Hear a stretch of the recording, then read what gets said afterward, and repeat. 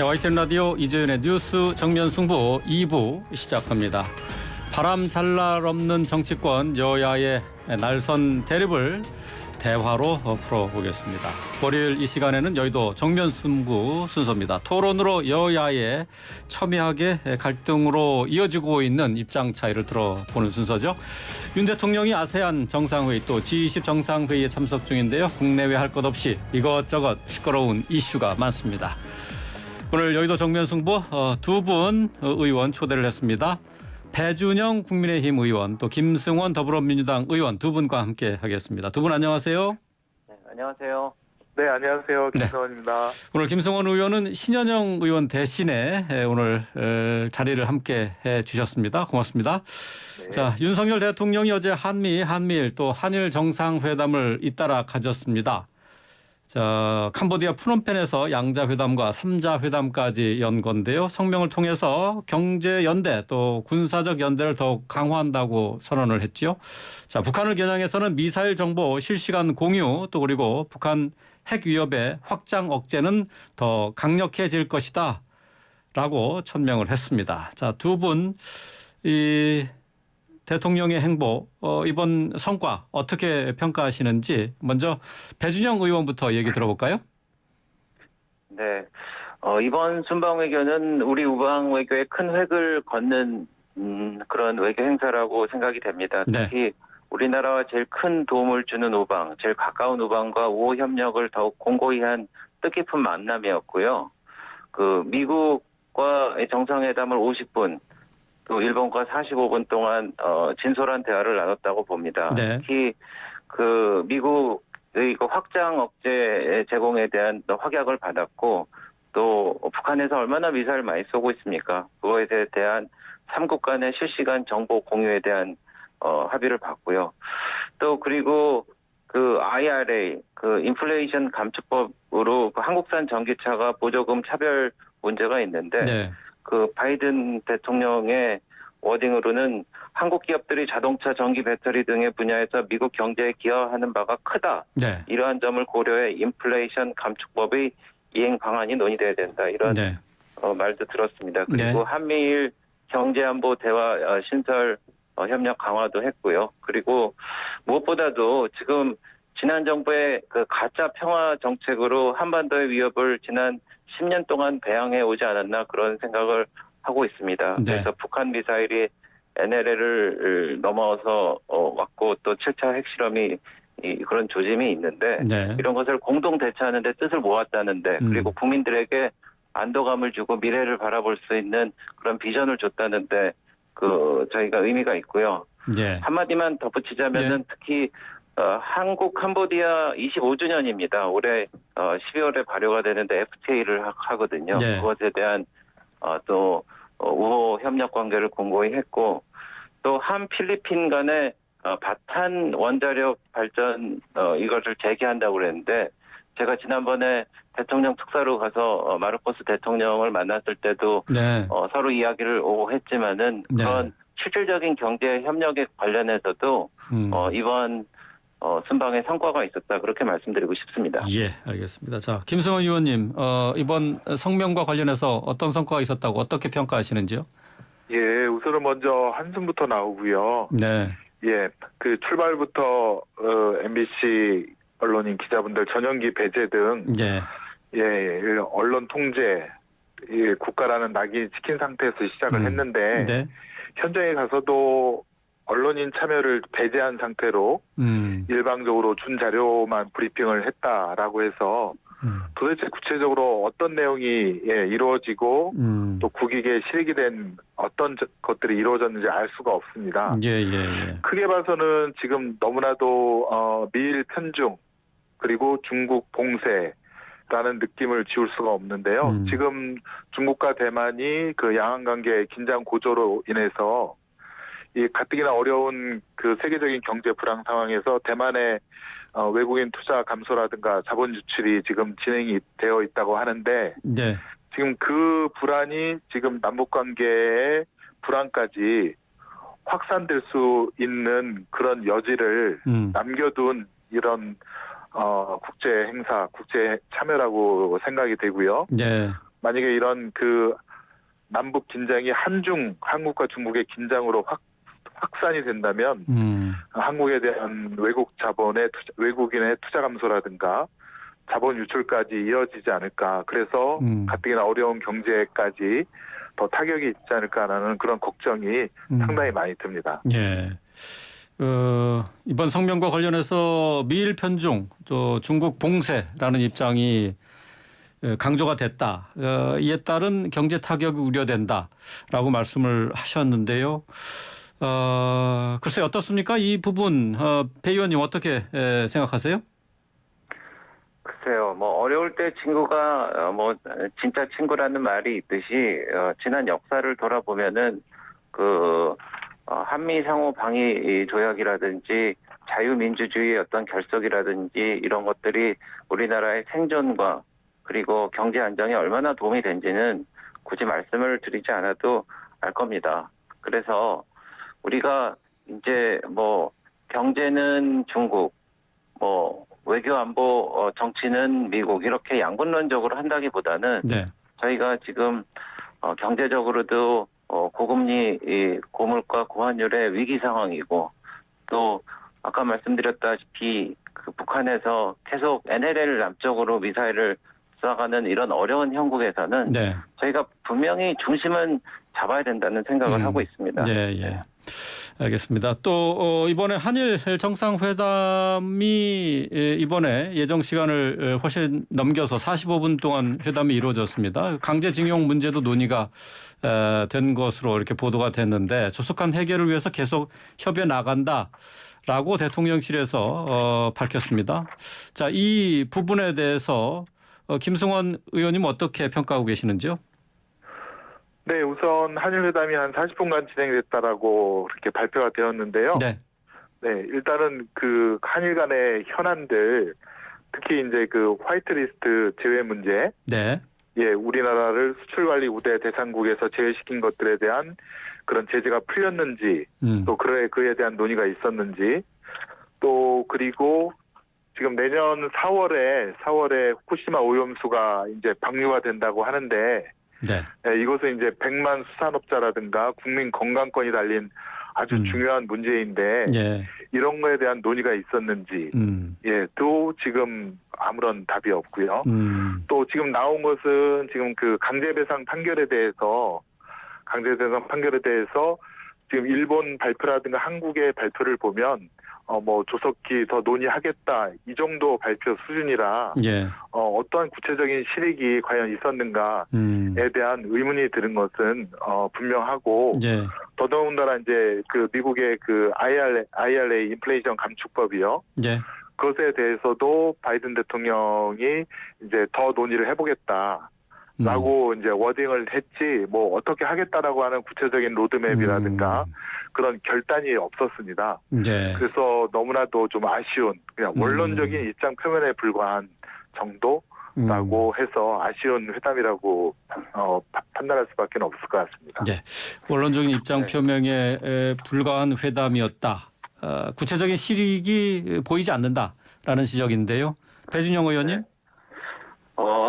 글쎄요, 다른 분들은 그렇게 말씀하실 수 있는 여지가 있을지 모르겠는데 적어도 민주당은 그런 말씀을 하실 자격이 없는 것 같습니다. 지금 강제 배상이라 문제라든지 한국 수출 규제 화이트리스트라든지 일본의 지소미아 종료 통보라든지 모든 한일 간의 갈등에 관련된 문제는 지난 문재인 정부에서 다 만들어냈습니다. 그래서 한일 관계가 파탄이 났습니다.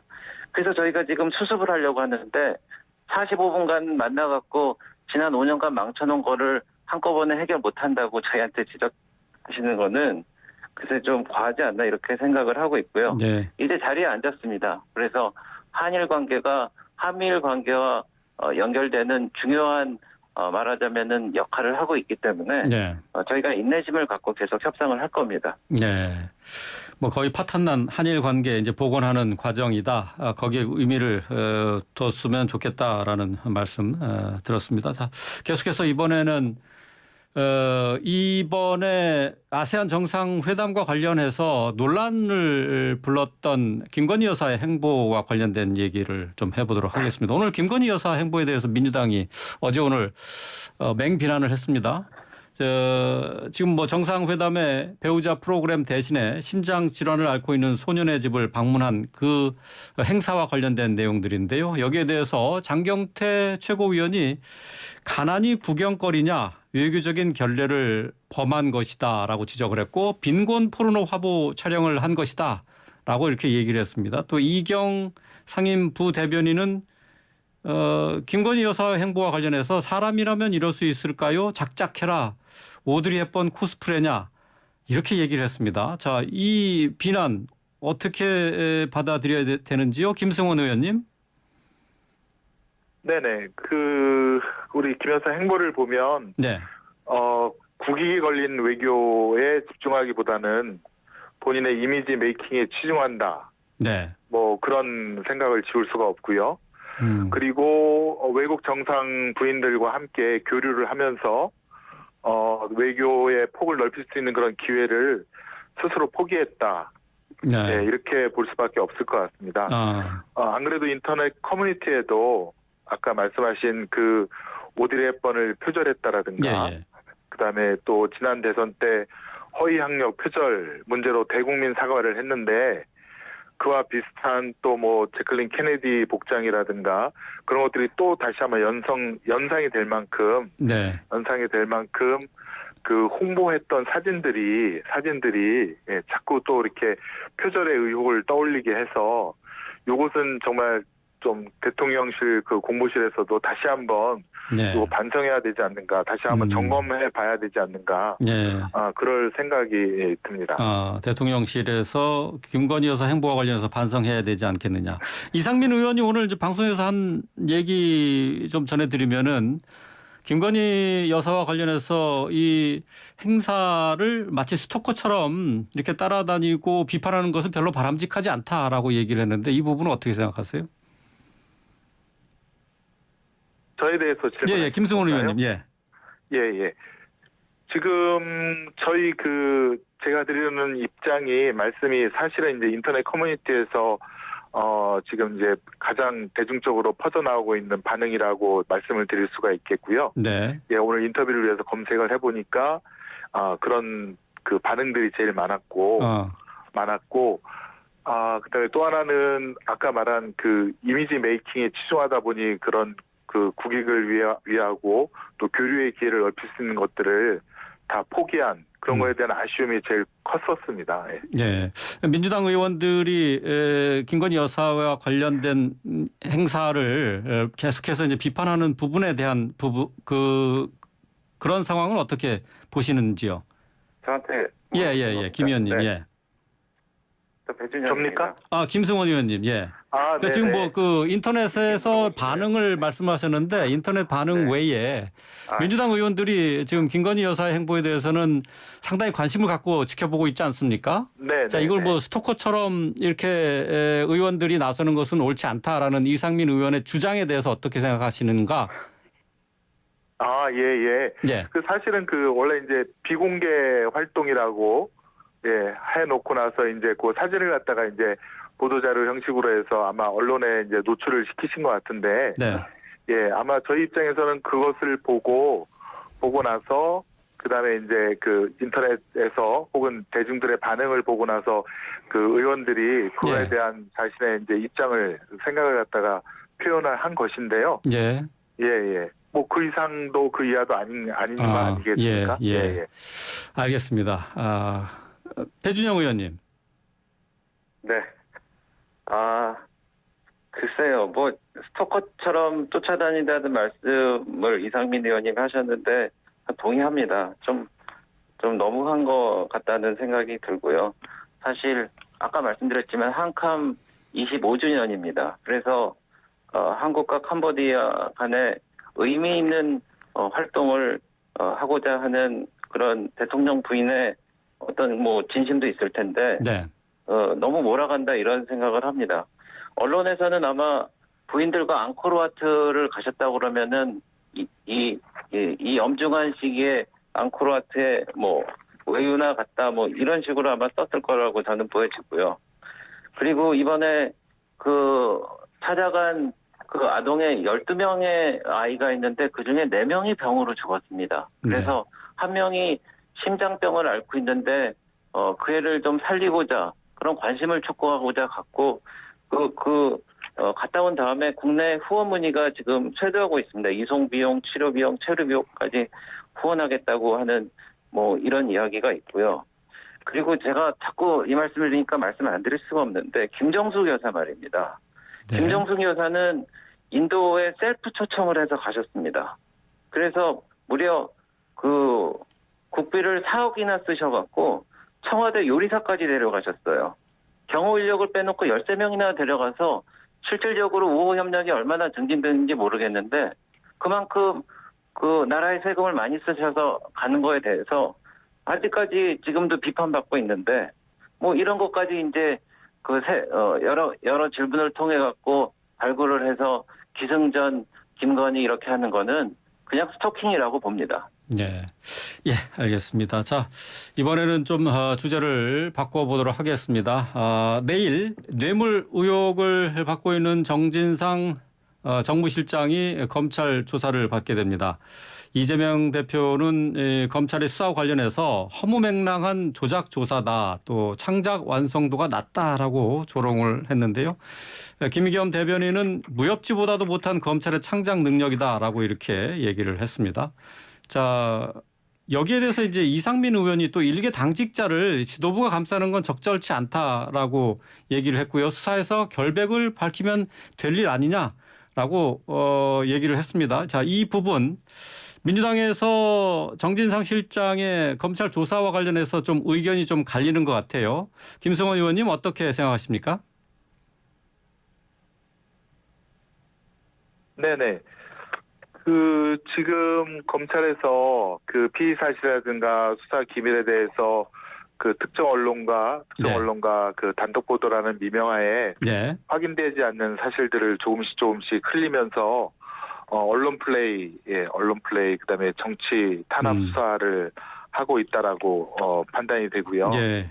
판단이 되고 지금 저희가 그 이재명 당대표를 향한 정치검찰의 그 목표는 분명한 거는 같습니다. 예. 이재명 당대표를 기소하겠다는 그런 의도가 여기저기에서 다 보이고 있고, 저희는 사실 진실에 기초해서 당당하게 수사에 임할 것이고요. 예. 당당히 임할 것이고, 다만 이번 압수수색 과정에서도 보이듯이 지금 민주당사라든가 더군다나 국회에 들어와서 정말 아무런 증거 없이 그 파쇄기 한 줌, 그다음에 찢어진 포스트잇 한 장, 예. 그거 가져가려고 그렇게 몇 시간 동안이나 갈등을 일으키고 또 국회의장님의 권고까지 무시해가면서 국회를 모독한 그런 정치검찰의 행태에 대해서는 반드시 그 역사의 심판을 받아야 된다. 그리고 그런 것들을 갖다가 하기 위한 언론 플레이도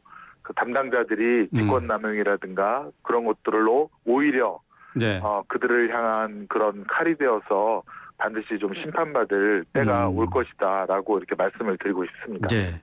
검찰의 수사가 정치적인 목적으로 진행되고 있다라는 점을 지적을 해 주셨는데 이제 민주당 내에서는 물론 익명으로 보도된 내용이긴 합니다만은 지금 일개 당직자를 이런 식으로 당 지도부가 감싸고 도는 것은 비상식적인 일이다라는 비판도 있는 것 같아요. 여기에 대해서는 어떻게 생각하시는지 김승원 의원님.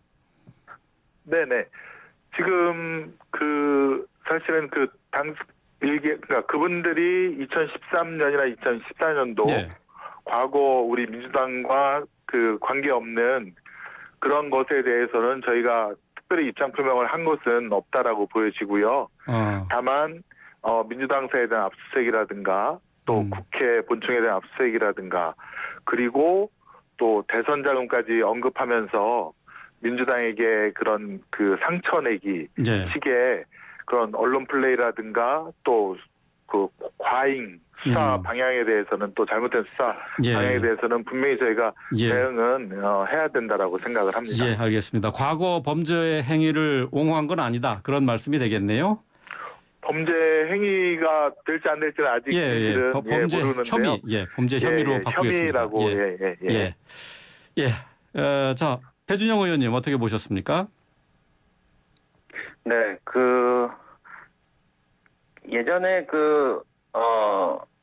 이 대표님이 말씀을 하시기를 김용이나 정진상 정도 돼야지 측근이라고 할 수 있다라고 말씀을 하셨죠. 그래서 김용, 정진상 이 두 분은 지금 이재명 대표의 사실상 오른팔 왼팔과 같은 분이었다고 보여집니다.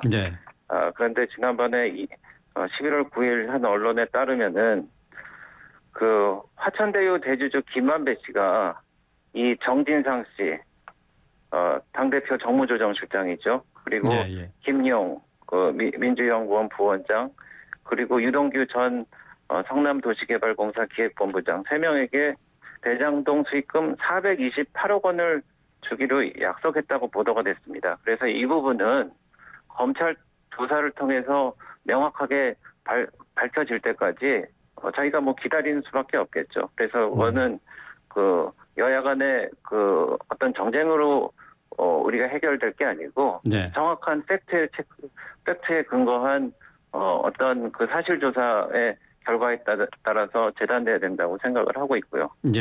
또 하나는 2021년 2월 달에 이재명 당시 후보의 선거 조직을 담당하던 김용이 유동규에게 대선 자금 20억 원을 요구했고 유동규는 남욱 변호사에게 김용의 요구를 전달해서 남욱 변호사가 마련한 돈 8억 원 정도를 정민영, 유동규를 거쳐서 4월에서 8월간 김용 부원장에게 전달했다.